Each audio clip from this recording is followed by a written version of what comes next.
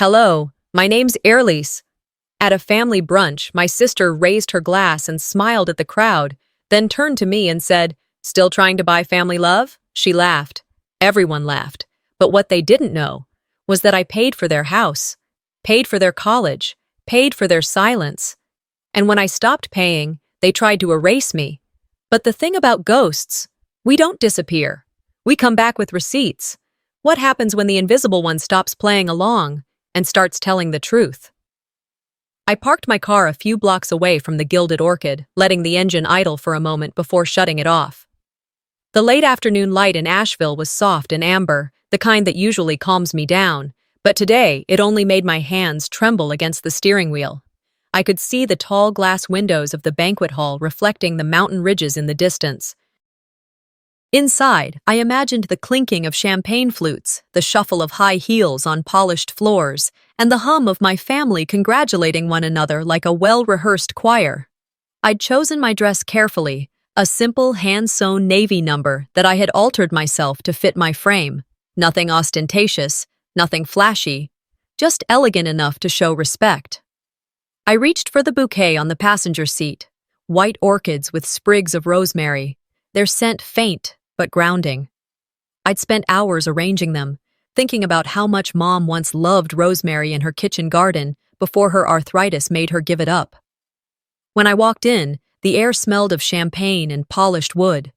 Gold and cream drapes lined the hall, and overhead chandeliers sparkled with tiny lights. A young hostess glanced at me, scanned her list, and then handed me a plain paper wristband. "Side table 3, she murmured, not even making eye contact. My eyes flicked toward the front rows where name tags gleamed on satin-covered chairs. None of them bore my name. I moved to the side, weaving between tables filled with cousins and family friends I hadn't seen in years. Their conversations swirled around me like a language I used to speak but had forgotten. People nodded briefly, then turned back to their drinks. No one asked how I'd been. No one noticed the bouquet in my hand. I sat down at the far corner, my view of the stage blocked by a decorative palm tree. From my seat, I could see Calvina gliding across the room like she owned it. Her dress shimmered under the lights, a designer piece, no doubt, and her heels clicked like punctuation marks. She leaned in to kiss Mom on the cheek, then Dad, laughing in that rich, practiced tone she always used in public. She caught sight of me and smiled, but it wasn't warm. It was the smile you give a stranger you hope won't sit next to you. I placed the bouquet on the table and folded my hands in my lap. The room buzzed with anticipation as a man in a tuxedo tapped the microphone.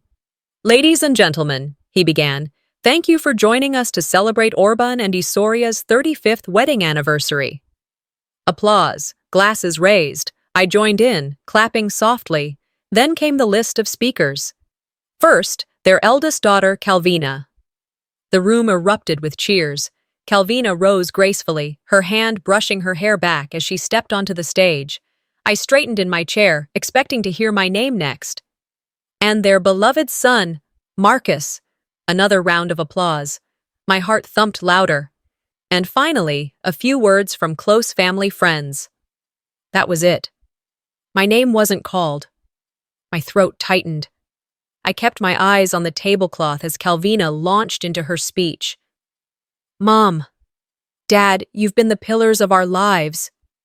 Her voice trembled just enough to sound heartfelt, and the crowd adored it. She spoke of sacrifices, of memories, of lessons learned.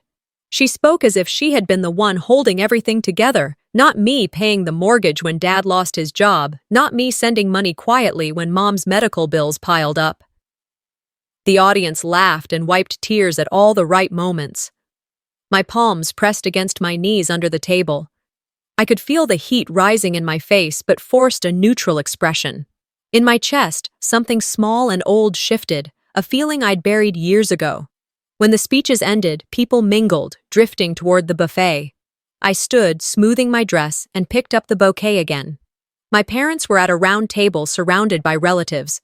I approached, heart hammering but smile steady. "Happy anniversary," I said softly, holding out the flowers and a handmade card. Mom took the card, but didn't look at it right away. Dad gave me a brief nod, distracted by a cousin's question. Calvina was right there, her wineglass tilted in her manicured hand. She leaned closer to me, her perfume sharp and expensive. "You're still trying to buy family love?" she said, loud enough for several people to hear. Pathetic. It landed like a slap. A few guests chuckled nervously. Others looked away, suddenly interested in their drinks. My smile didn't falter, but my fingers trembled around the bouquet. I wanted to say something sharp, something that would slice through her performance, but years of keeping the peace glued my tongue to the roof of my mouth. Instead, I placed the bouquet on the table and stepped back. "Enjoy the flowers," I whispered. Calvina tilted her head, victorious. "Oh, we will." I turned away, my heels silent against the carpet. The room felt smaller, the air heavier. No one called after me. No one asked if I was okay. In the hallway, the noise from the banquet dimmed to a muffled hum. I stopped in front of a glass panel reflecting my face. The light from the chandeliers made my eyes look brighter than they felt. For a long moment, I stared at myself, the woman who had sent checks, kept secrets, sacrificed vacations, and still wasn't invited to speak. My breath came out shaky. So I was still trying, I whispered to my reflection. But maybe not anymore. I straightened my shoulders, wiped a smudge of mascara from beneath my eye, and walked toward the exit. The corridor stretched ahead of me, like a narrow throat leading back to the noise I had just escaped. The soft carpet muffled my steps as I moved toward the staff exit, unsure whether I wanted to slip outside into the cool North Carolina night or force myself back into the party. My clutch trembled in my hand as I opened it to pull out the invitation again, the glossy cardstock already creased from being folded too many times. I tilted it toward the dim light of a sconce. There it was, printed in neat serif font. Support Staff, E. Dorn. My heart dipped. This wasn't an oversight. This wasn't a typo. Someone had entered my name that way on purpose. My sister had always been skilled at making cruelty look like administrative error. A staffer in a black apron pushed past me, balancing a tray of empty glasses. "Excuse me, ma'am," she murmured. For a second, I almost answered, almost explained that I wasn't one of them. But my throat stayed tight, and she was gone before I could speak. I leaned against the wall, closing my eyes. The muffled thud of bass and laughter from the ballroom seeped through the double doors. In my mind, I could still hear Calvina's voice. Pathetic. The word clung to me like the scent of cheap perfume. My phone buzzed inside my clutch. A text from an old friend blinked on the screen. "Hope the party's going okay. You deserve to be celebrated." I stared at it until the words blurred. Then I slid the phone back in and pressed the invitation flat against my palm until the edges dug into my skin. I drew a slow breath, smoothed my dress, and straightened. If I walked out now, she would win. She would tell everyone I was too sensitive to stay. I wasn't going to give her that satisfaction. When I pushed open the doors and stepped back into the ballroom, the air hit me like a wave of perfume and chatter. People were gathered around the stage again, their faces lit by the flash of cameras. A relative's laugh cut through the room. "She's always hovering around, like she works here." The words weren't even whispered. They floated out, casual and sharp. My stomach knotted, but I forced my expression neutral and kept walking. At the front of the room, Calvina stood between our parents, holding up an envelope like a game show host. "Mom, Dad, you've given us everything," she declared, her voice carrying across the hall. "Tonight, it's our turn to give back." She handed Dad a set of glossy brochures. An ocean cruise, private suite, everything taken care of. The crowd gasped and clapped. Cameras clicked. Mom pressed her hand to her mouth, tears springing to her eyes. Dad raised his glass and said loudly, "To Calvina, the one who always shows up." I stopped a few feet away, my bouquet long since abandoned. I had been the one who wrote the check for their first mortgage payment 15 years ago when Dad's business collapsed. I had been the one who quietly covered Mom's physical therapy when insurance refused to. But no one here remembered. A cousin brushed past me, mistaking my pause for availability. Could you refill the wine on table 5? She asked, thrusting an empty bottle toward me. She didn't even look at my face. For a heartbeat, I wanted to snap, to tell her who I was, but I only smiled faintly and handed the bottle back. I'm not staff, I said quietly. She blinked, then laughed nervously and retreated. Across the room, Calvina caught my eye. She didn't correct them. She didn't call me over. She only lifted her glass slightly, the curve of her mouth unreadable. I took a slow sip of water from a nearby table, letting the chill calm me. My silence was no longer submission, it was observation. Let her dig her own hole. As the evening wore on, guests swarmed around Calvina to ask about the cruise. Someone turned on a microphone for karaoke. I drifted toward a quieter corner where a row of framed photographs from our family history had been set up on easels. The album pages had been enlarged and printed for display. I scanned each photo, birthdays, vacations, graduations, until my breath caught. In picture after picture, my image had been cropped at the edge, cut out, or replaced by a blurred background. In one photo from my college graduation, where I had been standing next to Calvina in my gown, only her smile remained. My shoulder was gone, erased. A faint roaring filled my ears. For a second, the room spun.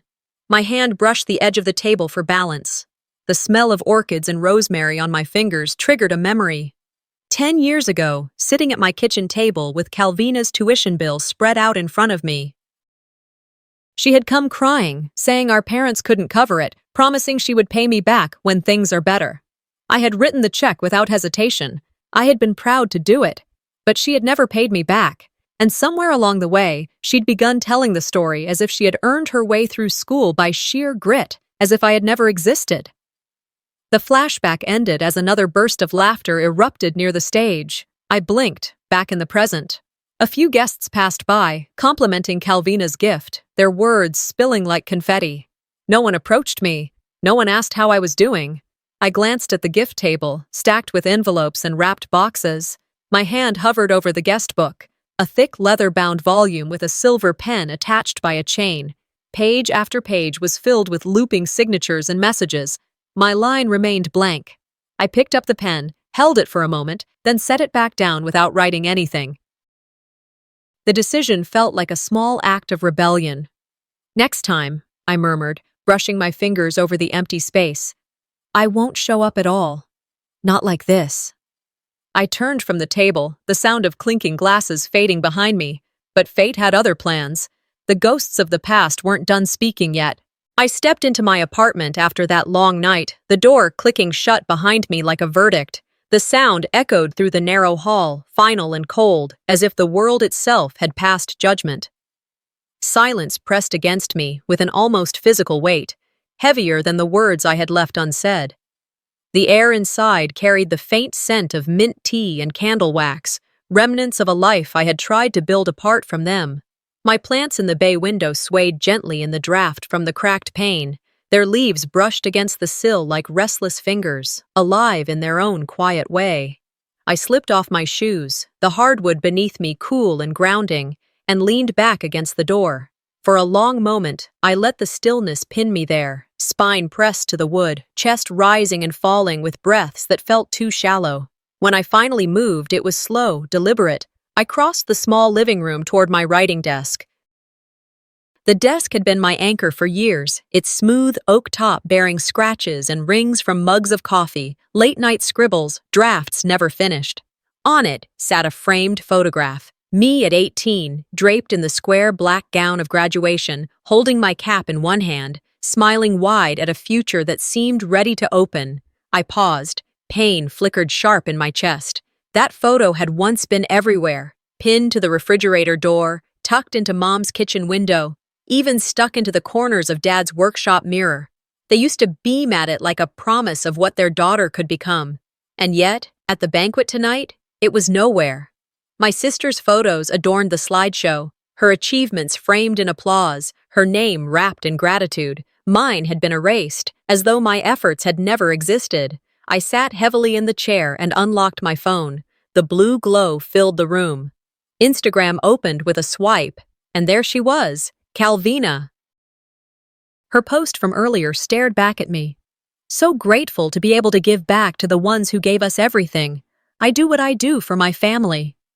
The caption floated above a smiling photo of her, arms around our parents, her face radiant with virtue. More than 300 likes. Dozens of comments. You're such an inspiration. Family first. Always, you're amazing.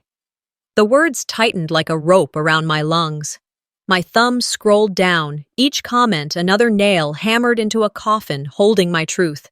She had transformed my sacrifices into her narrative, rewritten history so convincingly that strangers praised her for the labor I had bled into.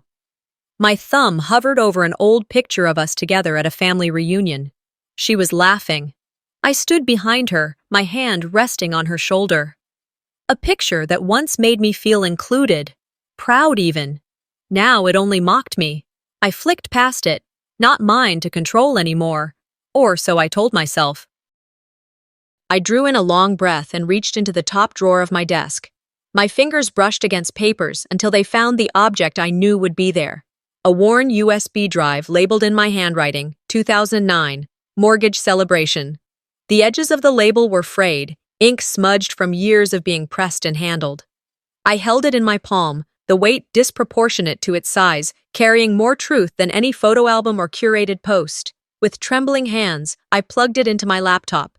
The screen lit up, grainy footage stuttering to life.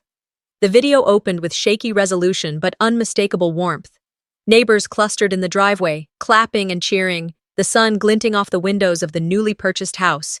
And there I was, young, hopeful, a grin stretched across my face as I handed Dad the keys. Mom's tears glistened in the sunlight. She looked at me with eyes full of pride, voice breaking as she spoke. "We wouldn't have this home without you, Erlise." She reached for me then, wrapped her arms around me with a tenderness that at the time felt like the truest thing in the world. Calvina stood behind, quiet, her expression unreadable, lips pressed into a thin line, as though the joy belonged only to spectatorship. I hit pause. The screen froze on Mom's tearful face, hand pressed against my back. My vision blurred.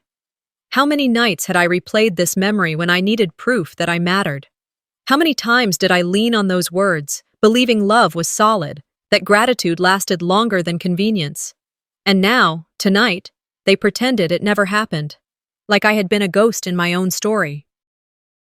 The years collapsed around me in a rush. Rent I had quietly paid when Calvina was drowning in debt, tax forms I had untangled for Dad when his business spiraled, hospital bills I shouldered so Mom could breathe without panic. Each sacrifice tucked away, promised to be remembered, promised to be returned. But no repayment came, no acknowledgement survived. Instead, they wore my kindness like a cloak, turning themselves into saviors, and I into a shadow. A sharp pang split my chest. Betrayal, yes, but also clarity. If they could erase memories, bury the evidence, and cast me as disposable, then I needed to reclaim what was mine. My voice, my story, my worth. I reached for the leather-bound journal resting on the corner of my desk. Its cover was soft from years of neglect, pages blank, but waiting. I set the USB beside it, its presence like a witness, and flipped open the first page. My pen hovered before I pressed down.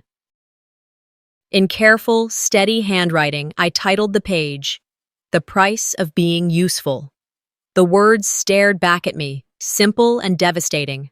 I looked around the room as though gathering allies, the orchid by the window, a gift from Grandma, the silver watering can she had once used in her garden, the scent of mint still clinging faintly in the air, all of it familiar, yet distant, as though even these objects questioned where I belonged. I wrote my first line. I gave so much to a house that stopped thinking of me as family years ago. And then the flood began. Dates, bank statements, copies of canceled checks, receipts tucked into envelopes, snippets of conversations I had recorded in notebooks.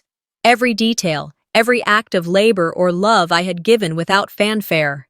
Each entry was a reclamation, a thread pulled free from the fabric of their false narrative. Hours passed unnoticed, shadows deepened, stretching long fingers across the walls as the sun slipped behind the mountains. My tea had gone cold on the counter. The room grew dim, lit only by the pale glow of the laptop screen and the lamp I hadn't realized I'd switched on. Then my phone buzzed. The sound startled me, shattering the cocoon of silence. My heart stuttered as I glanced down. A message. From Narita. I found something you need to see. It's about the will. My breath caught. The words pulsed against the screen, electric, ominous. For a moment I sat frozen, fingers resting lightly on the keyboard, as though afraid any movement might scatter the fragile calm. I exhaled slowly.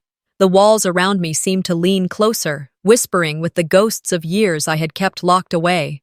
Tonight, they were clawing their way back into the present, and this time I would not look away. Morning seeped gently through the curtains, gilding the walls of my small apartment in a muted, golden wash. The light should have felt tender, but instead it pressed on me like a weight. I sat on the edge of my bed, motionless, long enough for the ache of the previous night to settle fully into my body. My muscles were stiff from tossing and turning, my chest tight from the questions that had circled endlessly in the dark. On my phone, Nerida's message still glowed faintly. I've found something you need to see. It's about the will. Her words had followed me into sleep, echoed in every half-dream.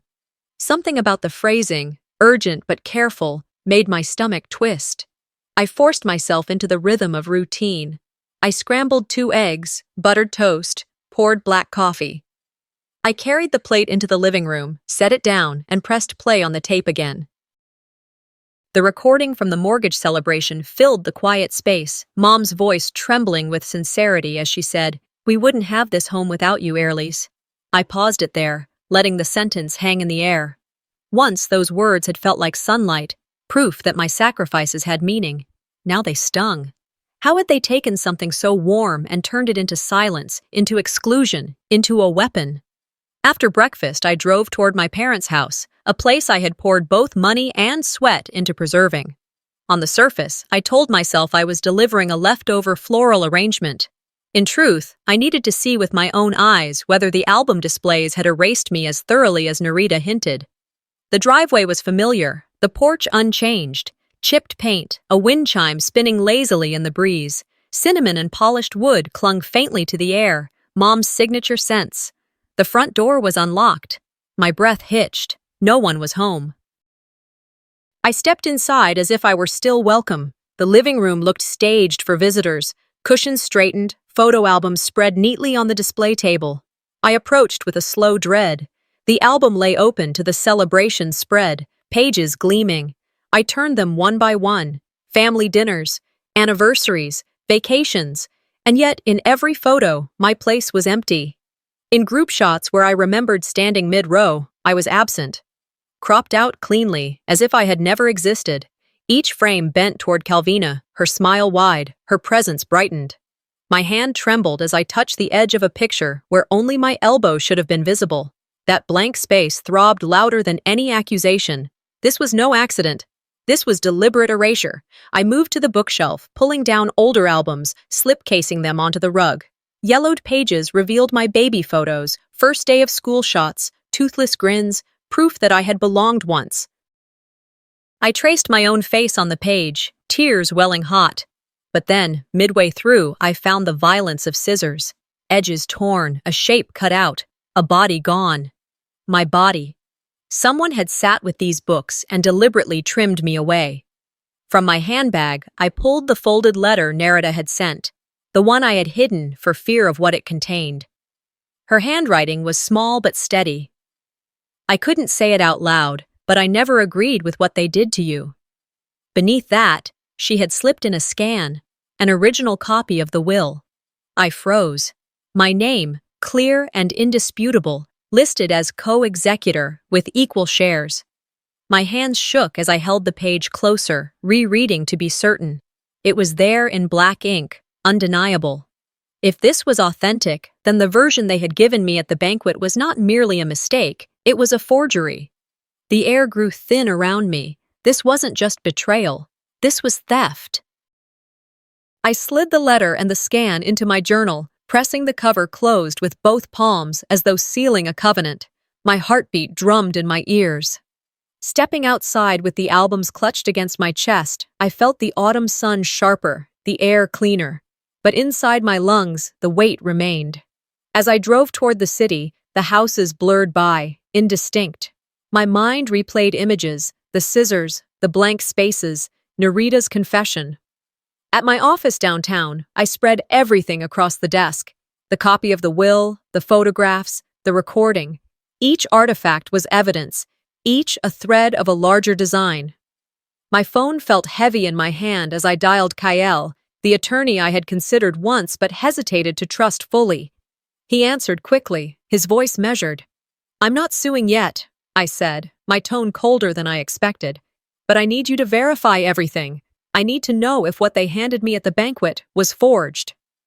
There was a pause, then his voice hardened. "I'll get a forensic analyst. Paper, ink, signatures, we'll check it all." I leaned back in my chair, closing my eyes. In the silence that followed, I clung to a phrase in my mind. Not forgiven, but known. That would be my armor now. When I stood and shrugged into my coat, I felt steadier than I had in weeks.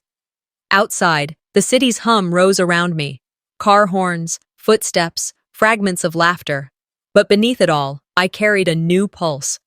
At the edge of the sidewalk, I stopped, lifted my head, and drew in the crisp air. Behind my eyelids lingered the shadows of the house, the mutilated albums, the forged inheritance. For the first time, I didn't just want answers. I wanted them to see what I was capable of. By the time I reached my car, the early evening air had cooled, carrying the smell of pine from the nearby hills. I sat behind the wheel and let my hands rest on the steering wheel until the shaking subsided. The call with Kale had ended only minutes earlier, but the echo of his words was still in my chest. "This isn't amateur work, but it's dirty, real dirty." Thursday afternoon came sooner than I expected. I parked downtown and walked up the marble steps to Kyle's office, a discreet building tucked between a bank and a quiet cafe.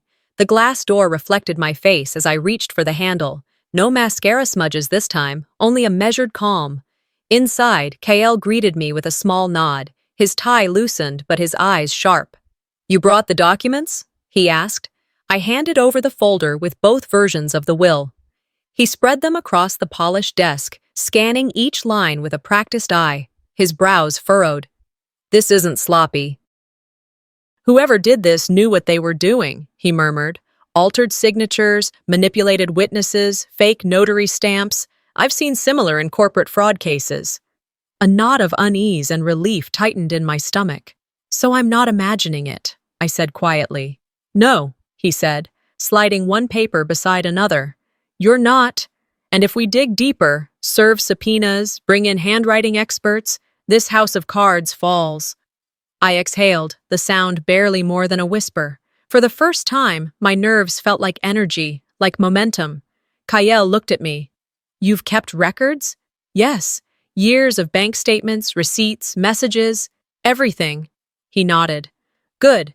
Build a timeline for me, what you gave, when you gave it, who had access to the lockbox and the notary. We'll start there." The rest of the afternoon blurred into strategy. We mapped names on a yellow legal pad. Calvina, the family's old attorney, a notary I didn't recognize, but Kyle flagged. We drew arrows connecting dates and access. My life's generosity became evidence on a page. As I spoke, something shifted in me. I wasn't just recounting wounds. I was building a case, brick by brick. Kyle's voice was steady but firm. "Airlies, when we're ready, you'll decide if you want to go public. But for now, gather everything. Don't warn anyone yet." I gave a small, humorless laugh. That part might be difficult. By Friday morning, I was exhausted, but clearer than I'd been in years. That's when an email from Calvina landed in my inbox. "Brunch at my place tomorrow. Just the sisters. Let's start fresh." Underneath, a location tag and a smiling photo of her backyard. I stared at it. It wasn't an olive branch, it was a performance. She'd already posted about it on Instagram. "Family Unity Brunch, nothing like sisterhood." A few distant cousins had commented, saying they wished they could come. It was staged, like everything else. Saturday, I drove to her house anyway. I wore a soft blue blouse and a calm expression. The backyard smelled of citrus candles and newly cut grass. White folding chairs surrounded a long table covered in pastries and fruit. Calvina stood at the head, glass of champagne in hand, speaking to a small cluster of cousins. Phones angled discreetly to capture her. I walked through the gate. Her eyes flicked to me, a flash of annoyance, then a tight smile. "Airlies, I didn't think you'd come," she said, voice syrupy. "I had some free time," I replied, keeping my tone light. "Thought I'd see what family unity looks like these days." The cousins exchanged glances. Someone muttered under their breath, "She's always hovering like she works here," and laughed. Calvina didn't correct them. She raised her glass higher. "To family and forgiveness," she announced, "to moving forward." I reached for a flute of sparkling cider and stepped closer. My heart pounded, but my face was composed. "Here's to truth," I said, my voice clear. "The kind that doesn't need filters, fake notaries, or altered paper trails." A hush rippled through the group. Calvina's smile faltered. I held her gaze, my own lips curling just enough to pass for a smile. "One more lie," I said softly but audibly, "and I'll make sure the entire family hears the truth, with proof." The cousins stared between us. Calvina's hand tightened around her champagne flute. For a beat, no one spoke. Then she laughed, high and brittle. "You've always been dramatic, Airlies." I leaned in slightly, enough for only her to hear. "This isn't drama. This is your last warning." She blinked, and for the first time I saw something flicker in her eyes. Not anger, but fear. It slid across her face like a shadow, quickly hidden. She straightened, turned to the cousins, and began talking about the cruise again, voice a little too loud. I sipped my cider, letting the silence stretch. My restraint felt like victory. I didn't need to shout, I didn't need to plead. The truth was my weapon, and it was sharp enough.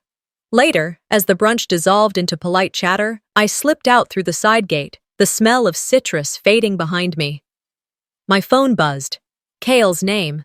I didn't answer yet. I wanted to hold on to the image of Calvina's faltering smile a moment longer. She'd heard me, and for the first time, I saw fear in her eyes. The sun hadn't even cleared the mountain ridge when I unlocked the back door of my shop. The smell of damp soil and wilting roses greeted me, a familiar comfort before the day began. I turned on the lights, their glow casting soft pools across the wooden floorboards. The memory of Calvina's faltering smile still hovered in my mind like smoke. I'd walked out of her backyard with my spine straight, but my phone had buzzed twice before I even reached my car, Kale's name flashing across the screen. I hadn't answered. Not yet. I'd needed one night to breathe. Friday morning, my assistant Kayla arrived earlier than usual. She was barely through the door before blurting, "You need to see this." Her face was pale, her phone extended toward me like evidence. I took it, frowning. Calvina's latest post filled the screen, a polished photo of her holding a coffee mug, eyes cast down with saintly concern. The caption read, "Some people rewrite history in their heads." It's sad when a family member struggles mentally. We still try to love them. The comments below were a swarm of sympathy. "You're such a rock, Calvina. Family first always. Stay strong dealing with her." My throat tightened. My hands gripped the counter. She hadn't used my name. She didn't need to. Everyone in our small circle knew exactly who she meant. Kayla's voice broke the silence. "This isn't okay, Airlies. She's trying to make you look unstable." "I know," I said quietly, handing back her phone. My heart raced, but my face remained still. Years of hiding my pain had taught me how to mask it. "But we're not going to respond the way she expects." Kayla hesitated, then nodded, retreating to the back room to start prepping bouquets. I sat at my desk, staring at the half-finished invoice for a wedding order. My hands trembled only once before I set the pen down and reached for my phone. Kale answered on the first ring. "You've seen it?" "Yes," I said. "And?" "I've been digging," he replied, papers rustling on his end. "You didn't just help them, Airlies. You saved them. I have wire transfers, bank statements, notarized records, all in your name. The down payment for their house, the tuition for Calvina, the medical bills for your mother. All you. I closed my eyes, the air leaving my lungs in a slow, controlled exhale. And they erased me. Yes, Kyle said simply. But now we have proof. He paused, then added, I'm sending you scanned copies right now. Look at them when you're ready, and think about how you want to use them. My phone chimed a moment later, notifications stacking one over another. PDFs, images, highlighted sections. I opened the first. My signature. My bank's watermark. My handwriting on a check memo line. Mortgage deposit. Date. 15 years ago.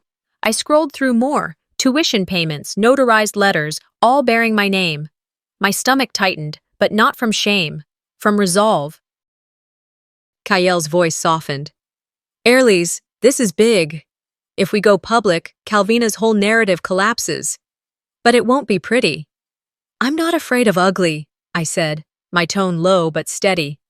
I'm afraid of silence. He chuckled once, no humor in it. Sometimes truth is war. I want the truth, I murmured. Not a war. But if war comes, so be it. After hanging up, I sat still for a long time. The hum of the flour cooler filled the shop. Outside, delivery trucks rumbled past, and the first customers of the cafe next door laughed over their coffee. Life continued. I unlocked my personal Instagram account, dormant for months, and opened a new post window. My fingers hovered, then typed. Gaslighting is when people try to make you doubt the truth you lived. I kept the receipts, all of them. I attached a blurred photo of a notarized letter, edges visible but no private details revealed. No names, just implication. I hit post. Within an hour, likes trickled in, then comments. We've always wondered. Stay strong. Finally, someone speaks up. My hands were steady now. Kayla peeked in. Are you okay? Yes, I said. And for once, I meant it. By afternoon, the post had spread beyond my circle. Shared to local groups, whispered about in church threads. Calvina didn't respond publicly. Instead, she blocked me on every platform. That evening, Kale called again. She's going to escalate, he said. Be ready. I'll start prepping the legal filings. We can do this on your timeline, but momentum is on your side now. I rubbed my temples. I don't want to burn the house down. Sometimes, he replied, exposing termites looks like burning the house down, but it's still the only way to save it. I sat back, absorbing his words. The shop was quiet now. Kayla had gone home. The last rays of sunlight stretched across the floor, turning the petals in the cooler into muted gems. My reflection in the glass door looked calm, composed. Night settled. I closed up the shop, locked the door, and walked to my car under the streetlights. My phone buzzed. I glanced down. An unknown address. Subject line, back off or you'll regret ever digging. No signature, no greeting, just a threat. I stood there on the sidewalk, the cool air wrapping around me. I didn't delete it. I didn't even feel fear, not the kind I used to. Instead, something inside me clicked. A recognition. She wasn't done. She was getting desperate. I didn't wake up to sunshine that Saturday morning. The room was heavy with shadows, curtains drawn, the air thick with silence. My phone's glow cut through the dark, the notification I had anticipated but dreaded blinking at me. Tonight, be ready. Kyle's message was short, final, almost like a verdict. For a moment, I lay there listening for the faint hum of the city beyond my walls, the occasional passing car, a siren in the distance, the low thrum of morning beginning somewhere else. To me, it wasn't morning. It was the threshold of something long postponed. Not just a confrontation, not just another family gathering where silence was safer than speech. No, tonight would be a reckoning. I rose slowly, each motion deliberate. I showered, let the steam clear my head, then stood before the closet longer than necessary. I didn't want extravagance, I wanted armor. I chose a black blouse, simple and matte, paired with dark jeans and closed-toed flats. No jewelry, no ornaments, nothing that could be interpreted as vanity. My reflection in the mirror showed a woman stripped to her essentials, calm on the surface, steel beneath. I held her gaze for a long moment before leaving. By twilight, I reached Isoria and Orban's house. The garden lights were already strung across the backyard, glowing faintly like waiting eyes. Shadows stretched long across the manicured lawn, and the table had been set as if for a ceremony. White linen covers, silverware arranged with precision, glasses gleaming like shards of ice. From inside drifted the muted pulse of music, smooth and genteel. Guests lingered by the pool, laughter clipped and polite. At the center stood Calvina, draped in satin the color of midnight, every gesture polished, every smile rehearsed. She was greeting arrivals with warmth that barely disguised her satisfaction. The breeze carried her perfume, floral, expensive, yet edged with something sharp. To me, it smelled of betrayal. I stepped onto the lawn as if this was routine, another cousin slipping into the fold. No announcement, no drama, only presence. Still, I felt the air shift. A few pairs of eyes flicked toward me. Whispers followed like a breeze through reeds. She came. I thought she'd boycott. Wonder what she'll do. Calvina noticed. Her smile tightened, but she raised her glass anyway, claiming the spotlight. "Thank you all for being here tonight," she said, voice smooth as honey. "Family means everything, and tonight we celebrate that bond." The cousins clapped. Glasses clinked. I remained still, pulse loud but face serene. Dinner began, polite chatter, the scrape of cutlery, bursts of laughter. At the right moment, I slipped away from the table. I walked to the far corner of the yard, where the fence stood tall and the overhead lights didn't quite reach. The grass brushed my ankles, and the cool night air curled around me like a cloak. That was when I saw him. From the open gate stepped Cale, dressed in a dark suit that sharpened every line of him. In his hand was a slim folder, carried with the gravity of a weapon. His stride was steady, each step echoing resolve. I moved forward, drawing him into the view of the guests. Forks paused mid-air. Conversations fractured. All eyes followed the man who didn't belong but carried himself as though he owned the ground. Cale set the folder down on the long table, between gleaming platters and half-full wine glasses. He cleared his throat, the sound crisp in the silence. "These," he said, opening the folder, "are copies of all financial documents, signed, notarized, and verified, edits, transfers, evidence of fraud. The original will, 2 names, hers and hers." The pages turned beneath his hands. He read aloud amounts, dates, wire transfers, checks. My name repeated like a drumbeat through the quiet night. The weight of proof pressed on every ear. I stepped from behind him then, hands folded calmly in front of me. Faces turned toward me as if seeing me for the first time. Calvina's expression cracked. Her mouth parted, a flicker of disbelief that couldn't quite find words. Relatives gasped. Some clutched at their glasses as if for balance. Cale tapped his tablet. A projection burst to life against the back wall of the yard. A home video from 2009 filled the space with color and sound. There was Mom, radiant with tears, Dad standing proud before neighbors, and me, my younger self, handing Dad a set of keys. Mom's voice, captured forever, trembled through the night. "This home exists because of you, Airlies." The effect was instantaneous. Recognition swept the crowd like fire across dry grass. Gasps, murmurs, phones lifted to record. The story Calvina had told for years, the myth of her sacrifice, burned away under the light of truth. I raised a hand, steady, voice firm but soft with years of swallowed pain. "You can erase photos," I said, the words rolling out like verdicts, "but you can't erase truth, and this time, the internet will not forget." Silence. Then ripples of murmurs, spreading fast. Calvina's glass lowered, her lips pressed tight, but the performance was gone. The cameras turned on her.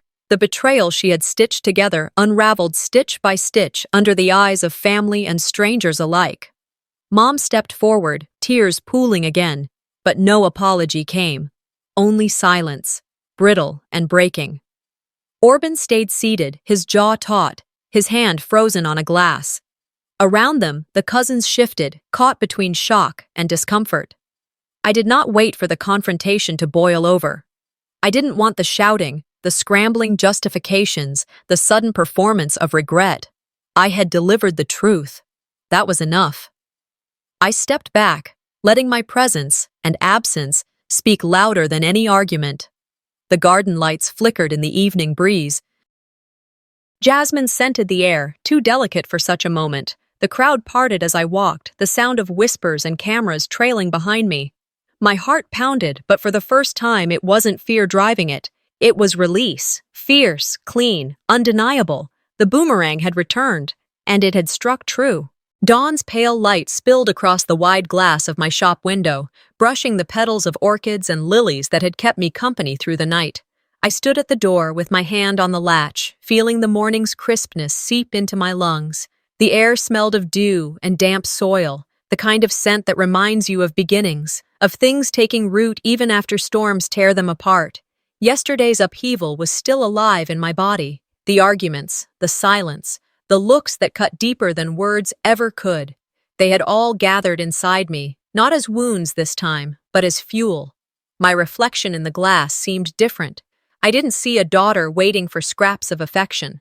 I saw a woman holding her own key, her own life, her own shop. Inside, I brewed a cup of mint tea.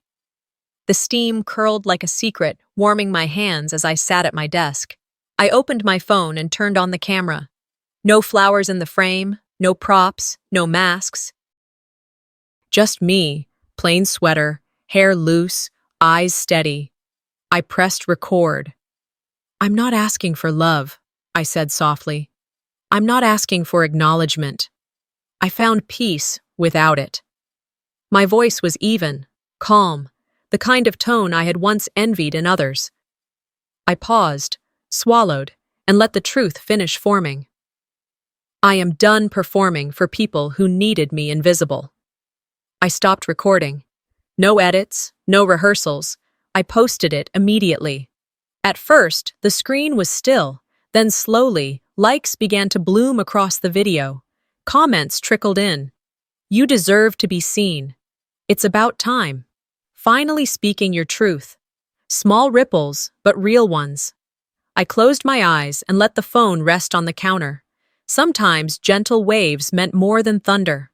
Around midday, a notification buzzed. Someone had messaged me a link. Curious, I clicked, and the past opened before me. It was an old digital recording, the edges grainy, the sound imperfect. There I was, a younger me, standing beside Dad at a family gathering. His voice rang out clear.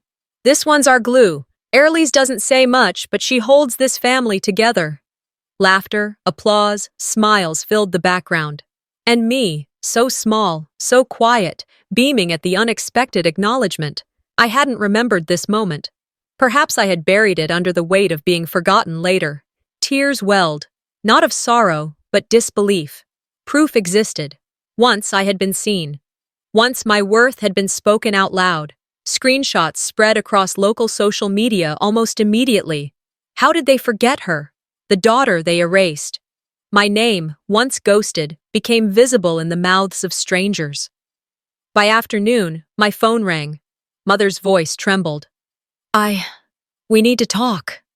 She sounded broken in a way I had never heard before, as though the scaffolding of control had finally cracked. But I didn't rush. I let silence answer for me. Hours passed, and I didn't call back. Later, Dad responded in his own way, not with words, but with a photo, a scrapbook page. My name circled in red ink, birthdays and milestones carefully marked. A quiet confession. He had remembered, even when others erased me. It didn't excuse everything, but it was something, a fragment of love trying to survive beneath the ruins. Calvina, meanwhile, had gone dark. Her social media accounts vanished, leaving behind only blank screens where her voice used to command attention. The absence was louder than any statement she could have made. That night, I stood in the quiet of my apartment. I packed a small suitcase, a few clothes, my journal, the old USB drive that carried fragments of truth. I looked around at the walls that had absorbed my grief, then turned off the light. By dawn, I was on the road. I drove west, chasing a horizon I had only glimpsed in dreams. Hours later, the red rocks of Sedona rose against the sky, fierce and serene. The town welcomed me with its desert air, its terracotta warmth, its promise of reinvention. I found a small storefront tucked into a sunlit corner. Wide windows, tiled floors, space enough for plants and soft music. I rented it without hesitation. My cafe, mine entirely. I named it Rooted. On the first morning I unlocked its door, I placed a simple wooden sign on the counter. It read, Air Lease. A woman entered, glanced at the sign, then looked at me. Recognition flickered in her eyes. Are you that Air Lease? She asked softly. I smiled. She nodded, as if confirming something unspoken. The air inside the cafe shifted, as though walls themselves whispered, Welcome. That evening, after the last customer left and the dishes were washed, I sat by the window with my journal. Pen in hand, I wrote slowly, deliberately. Closure isn't about them saying sorry. It's about knowing I never needed them to be whole. I closed the notebook and exhaled. For the first time, the weight lifted.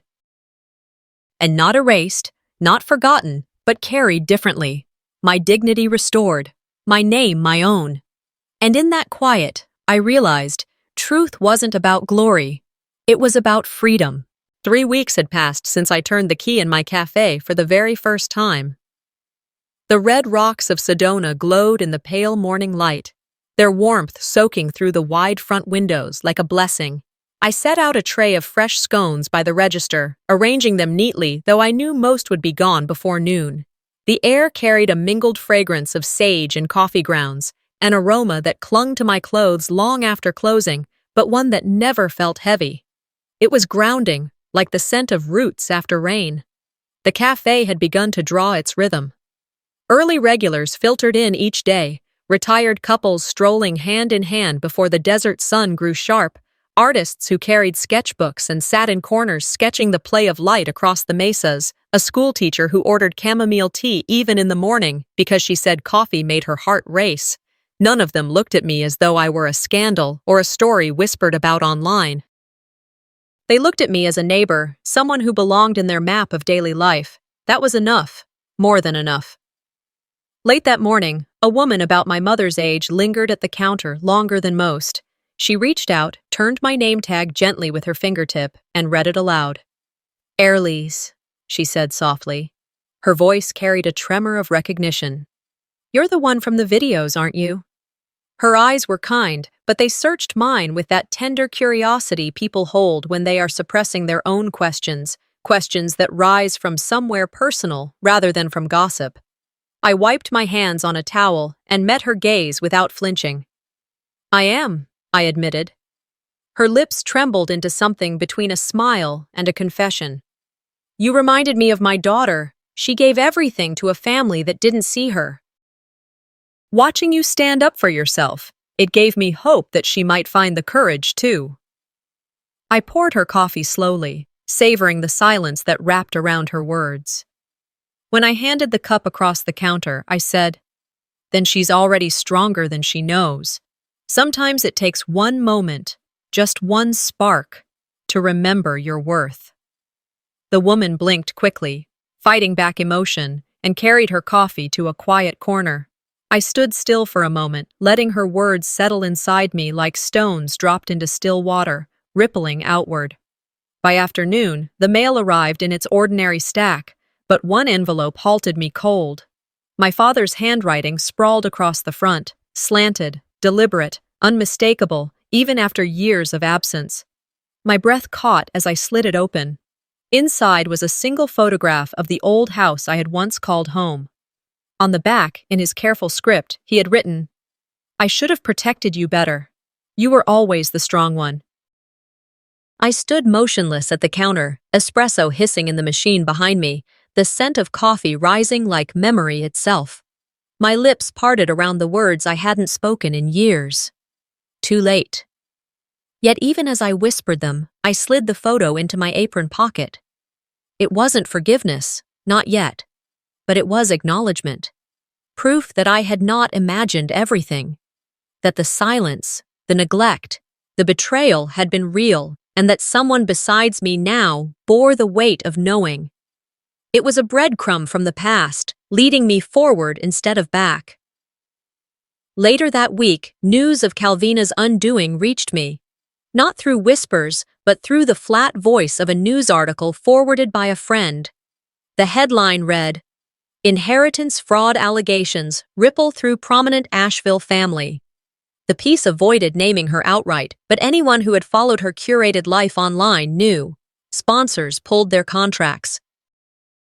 The once polished stream of charity galas and glossy photo spreads vanished, replaced by a single bland post about taking time for self-care.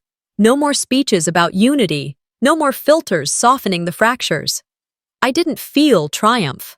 What I felt was something quieter, deeper, a loosening inside me, like a knot untying after years.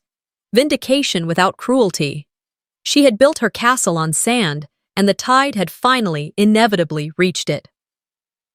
That night, after closing, I sat at my small wooden table with my journal open. Once, its pages had been filled with angry lists, frantic scribbles of survival. Now, they carried smaller moments, a stranger's confession at my counter, a father's hesitant apology, the peace of arranging flowers in the morning light.